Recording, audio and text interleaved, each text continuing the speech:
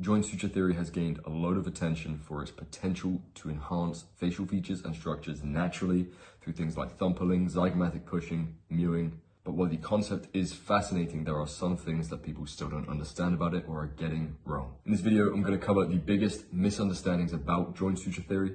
I'll highlight the common mistakes that people are making when they practice it, and I'll explain how you can avoid every single pitfall that will be holding you back. So the first misconception is that sutures are highly flexible in adults. That's one of the biggest misconceptions, that people think that your sutures are still highly flexible as you age. While it's true that throughout your life, these joints will retain a small amount of malleability, the degree of flexibility decreases significantly as you age. In reality, it is children and teens that are going to have the best success when responding to external forces on these sutures. And this is because their bones are still growing. Think about why sutures are even there in the first place.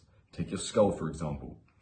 As your brain expands, it is going to push against the inner walls of your skull. This pressure on all of the sutures throughout the skull is the trigger for it to say it needs to grow. So it makes sense that when you stop growing and you go into adulthood, that these sutures fuse. The key takeaway here is if you're over 25, don't expect any dramatic results. Yes, your sutures are technically still malleable, but it might not be significant enough to see any change whatsoever.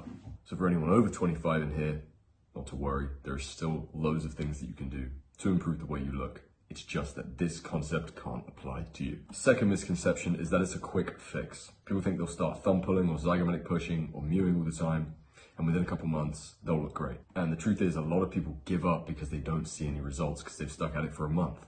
You have to understand that skeletal remodeling is an extremely slow process. It can take many months or even years to see significant improvements. And even when changes do occur, they are often subtle and less dramatic. So the key takeaway from here is that patience and consistency is completely crucial. Think of the joint suture theory and all the practices that go along with it as a long-term investment for your health and looks. The third misconception is that more pressure equals better results. A lot of people assume that applying more pressure is going to lead to more significant results over time, especially when it comes to things like mewing or thumb pulling. This is not only incorrect, but it can also be harmful. Excessive pressure can cause soreness, tension in your jaw, misalignment of your teeth, or damage to the soft tissues in your mouth. These sutures respond to consistent, gentle force over a long period of time. That's one of the reasons I like mewing so much as opposed to thumb pulling. This is because your sutures respond less well to aggressive or forceful manipulation. Like I said earlier, when your brain grows, think about how slow and subtle that process is, but also think about how consistent that process is. Another misconception is that it works the same for everyone.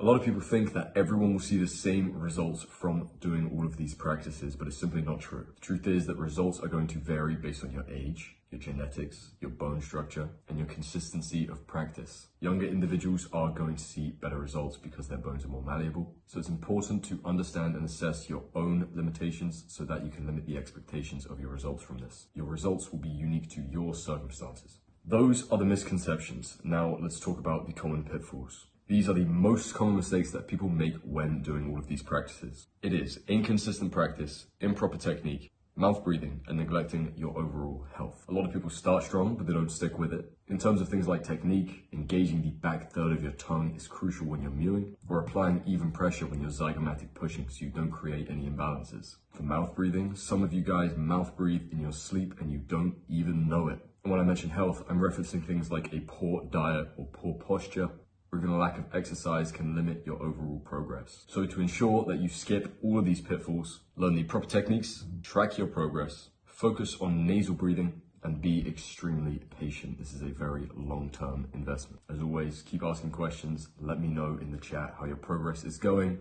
and let me know if you have any questions. Much love, gang.